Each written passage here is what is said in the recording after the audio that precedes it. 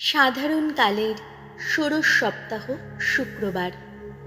প্রেরিত দূত যাকব, তিনি ছিলেন প্রেরিত দূত যোহনের ভাই, সাধু পিতর ও আন্দ্রিয়র মতো গালিলিয়ার জেলে। যিশু যখন গালিলিয়া হ্রদের ধারে প্রথম আসেন, যাকব তখনই যিশুর আহ্বানে সাড়া দিয়ে সব কিছু ত্যাগ করে মানুষ ধরা জেলে হয়ে ওঠেন। পিতর ও যোহনের মতো যাকবও ছিলেন যিশুর ঘনিষ্ঠ শিষ্য। তা থাবর পর্বতে ও গেতসেমানি বাগানে যিশুর সঙ্গে তাকে দেখা যায়। প্রথম পাঠ করিন্থীয়দের কাছে প্রেরিত দূত পলের দ্বিতীয় পত্র, 4 অধ্যায়, পদ সংখ্যা 7 থেকে 15। প্রিয়জনেরা, ঈশ্বর যে জ্ঞানের ঐশ্য আলো আমাদের অন্তরে জ্বালিয়ে দিয়েছেন, সেই আলোর মহাসম্পদ আমরা যেন মৃন্ময় পাত্রেই বহন করে চলেছি, যাতে এই কথা প্রকাশ পায় যে সেই আলোক সামান্য শক্তি আমাদের মধ্য থেকে নয়, ঈশ্বরের কাছ থেকেই আসে। আমরা অবশ্য পদে পদে দুঃখ কষ্ট পেয়ে থাকি, কিন্তু তবুও অভিভূত হই না। আমরা দিশেহারা হই, কিন্তু নিরাশ হই না। নির্যাতিত হই, কিন্তু নিঃসহায় হই না। ভূপাতিত হই, কিন্তু বিনষ্ট হই না। আমরা সর্বদা নিজেদের দেহে যিশুর মৃত্যু যন্ত্রণা বহন করে চলি, যাতে যিশুর জীবনও আমাদের এই দেহের মধ্যে প্রকাশিত হয়। সত্যিই তো, আমরা জীবিত হয়েও যিশুর জন্যে প্রতি মুহূর্তে মৃত্যুর হাতে সমর্পিত হয়ে চলেছি, যাতে যিশুর জীবনও আমাদের এই মর্ত দেহের মধ্যে প্রকাশিত হয়।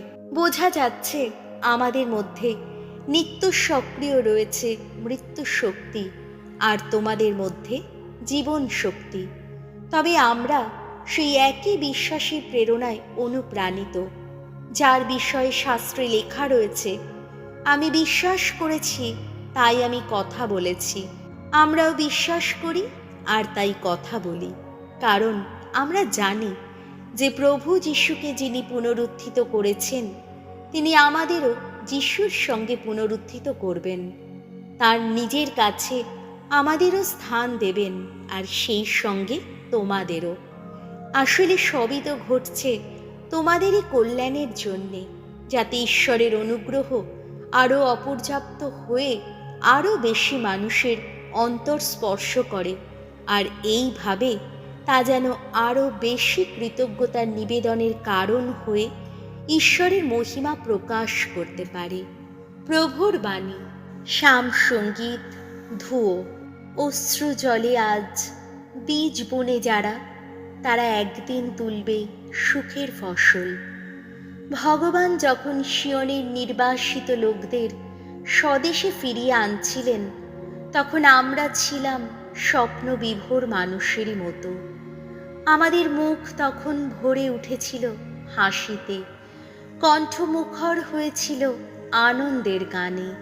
ধুয়ো। অশ্রু জলে আজ বীজ বনে যারা, তারা একদিন তুলবে সুখের ফসল। তখন বিজাতীয়রা বলা বলি করতে লাগলো, ওদের জন্যে ভগবান কত বিচিত্র কাজই না করেছেন। সত্যিই তো, আমাদের জন্যে ভগবানের কাজ কতই না বিচিত্র। আজ আমরাও তাই কত আনন্দিত। ধুয়ো। অশ্রু জলে আজ বীজ বনে যারা, তারা একদিন তুলবে সুখের ফসল। ওগো ভগবান, আমাদের নির্বাসিত সবাইকে এখন ফিরিয়ে আনো তুমি। নেগেবের যত খাদ নদীতে যেমন ফিরে আসে জলরাশি, যারা চোখের জল ফেলতে ফেলতে বীজ বুনে যায়, আনন্দের গান গাইতে গাইতেই তারা ফসল তুলে আনে। ধুয়ো। অশ্রু জলে আজ বীজ বনে যারা, তারা একদিন তুলবে সুখের ফসল। চোখের জল ফেলতে ফেলতে তারা যায়, চলে যায়, সঙ্গে নিয়ে যায় বপনের বীজ। আনন্দের গান গাইতে গাইতে তারা আসে, ফিরে আসে, সঙ্গে নিয়ে আসে ফসলের আঁটি ধুয়ো, অশ্রু জলে আজ বীজ বনে যারা, তারা একদিন তুলবে সুখের ফসল। বাণী বন্দনা। জয় জয় প্রভুর জয়। শিষ্যরূপে তোমাদের বেছে নিয়েছি আমি। আমি তো চেয়েছি এমনই কাজ করো তোমরা সবাই, যার ফল হবে চিরস্থায়ী। জয় জয় প্রভুর জয়। মথি রচিত মঙ্গল সমাচার, 20 অধ্যায়, পদ সংখ্যা 20 থেকে 28।